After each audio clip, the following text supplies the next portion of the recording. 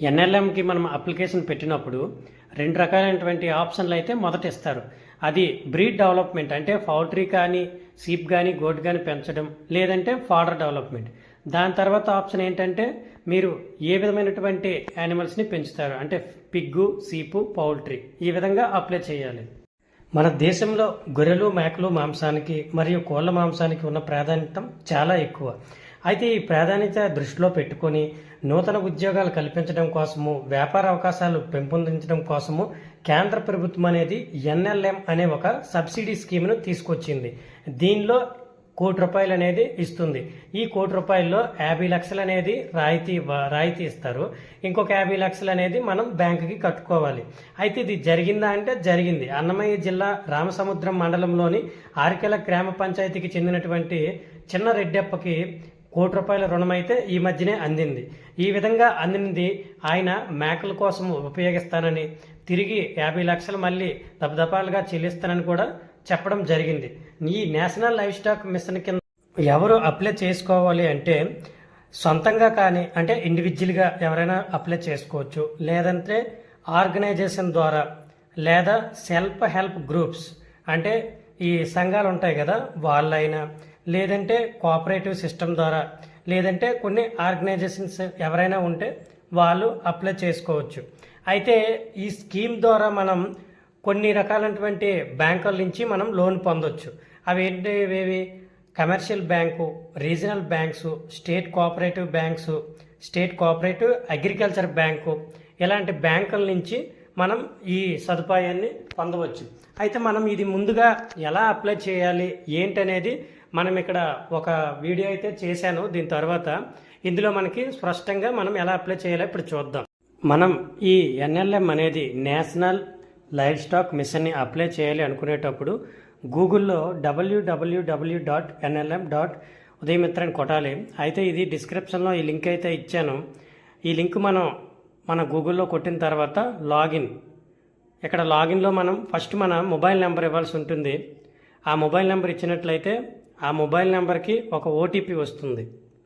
ఆ ఓటీపీ మనం కొట్టినట్లయితే వెంటనే లాగిన్ అవుతుంది. ఇదిగోండి ఇక్కడ ఈ ప్లేస్లో మొబైల్ నెంబర్ అనే దగ్గర మొబైల్ నెంబర్ని మనం ఎంటర్ చేయాలి. ఈ మొబైల్ నెంబర్ ఎంటర్ చేసిన తర్వాత మనకి ఒక ఓటీపీ అనేది వస్తుంది. దాన్ని కూడా మనం ఎంటర్ చేస్తున్నాం. చేసిన తర్వాత ఈ విధంగా వస్తుంది. సెలెక్ట్ సబ్మిషన్ అంటే లైవ్ స్టాక్ అండ్ పౌల్ట్రీకా, లేదంటే ఫీడ్ అండ్ పౌల్ట్రీ, ఆ విధంగా వచ్చిన తర్వాత సెలెక్ట్ సబ్ స్కీమ్ నేమ్ అంటే మనం పౌల్ట్రీకి పెడుతున్నామా, లేదంటే షీప్ అండ్ గోట్కి పెడుతున్నామా, లేదంటే పిగ్ పెంచేదానికి పెడుతున్నామా అనేది మనం ఆప్షన్ ఇవ్వాల్సి ఉంటుంది.